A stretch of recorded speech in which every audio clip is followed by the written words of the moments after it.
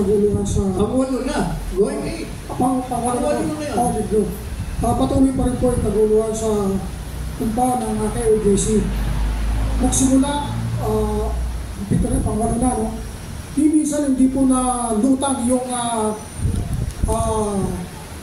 pagkatao ni Mayor Bastidon sa pangyayari para magbigay ng moral support sa KOJC. Bakit po?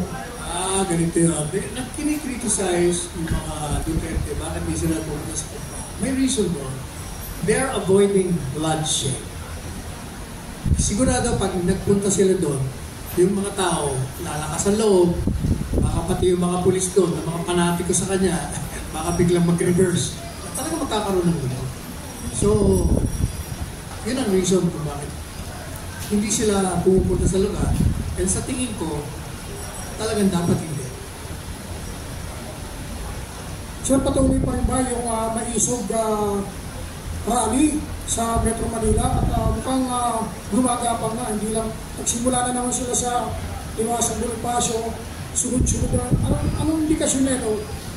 Nananawagan ba sila para yung mga rally, hanggat hindi yan all over the country, malawak, araw-araw, may nagmamarcha, wala pa yan. Saka, ang isang advice ko sa kanila, huwag kayong mag-iimbita ng mga speaker na mayroong mga access to grind against the Marcos administration. Yung mga tinanggal, siyempre galit yan. Yun namang mga nag-aambisyon ma-appoint na hindi na-appoint, galit din yan. Kaya ang pagsalita nyo, yung mga ordinaryong tao, huwag na kayo mag-imbita ng mga may pangalan na mga questionable na mga karakter kasi nakaka-turn off. Sir, lang. Lahat po ng mga malalapit kay Duterte, binabasig na ngayon, mga dyaryo, People's Journal, Manila Times, Manila Standard, lahat ng dyaryo, basag na basag ang mga Duterte. Gano'n po kayo kahanda sa kanan, kayo ulit ang basagin? Wala yan. Sabi ko nga, doon sa live program ko, lahat ng presidente kinalaban ko na. Mula kay Marcos, Ramos, lahat na naging presidente, Cory, Pinoy, ang kinampihan ko lang si Duterte dahil ako nagpatakbo yan. Kahit dito ka ako si Marcos, kinampihan ko. Yung pa kinakampihan ko si Marcos, on issues na tama siya, like the ICC, kinampihan ko yan. Nung pinatawad niya yung mga farmers, di ba, hindi kayo magbayad, okay, basta tama yung ginagawa ni Presidente, pinagtatanggol siya. Sa issue ng pagkabangag, yung cocaine, sabi ko, Mr. President, if you're taking cocaine, whether before or after, you admit it, kasi you will not be judged by the Filipinos on the basis of you taking cocaine. In the same way that Obama was taking cocaine, he admitted to the public, it did not affect his presidency. Trudeau of Canada admitted to using cocaine, it did not affect his credibility. Ganon din yung mga Hollywood celebrities, ang dami ng mga tao.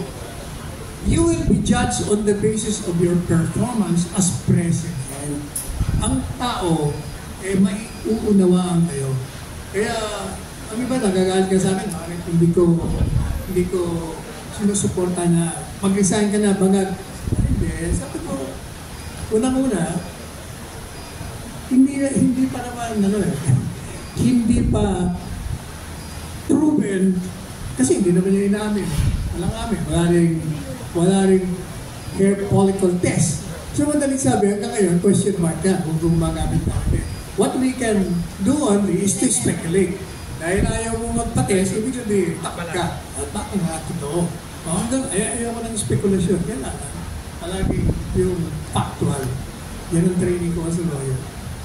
Attorney Sal, sa pag-usap nyo ni Pangulo, ano po kanyang advice o masasabi? Meron nga yun sa kaso ng KOJC. Sa pag-usap po ni dating Pangulong Rodrigo Duterte, napag-usapan mo ba ang status sa KOJC? Ano po ang kanyang... Hindi, meron na siya statement doon eh. Ang haba na nga ng statement na eh. Sinabi niya na yung kanya. Meron na siyang statement doon.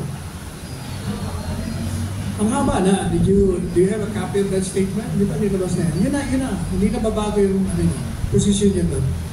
Gusto issue po sa Quad Committee hearing, ano po? Oh, di ba? Ano sinabi niya? Sinabi niya na rin. Sinabi ko na he will not attend.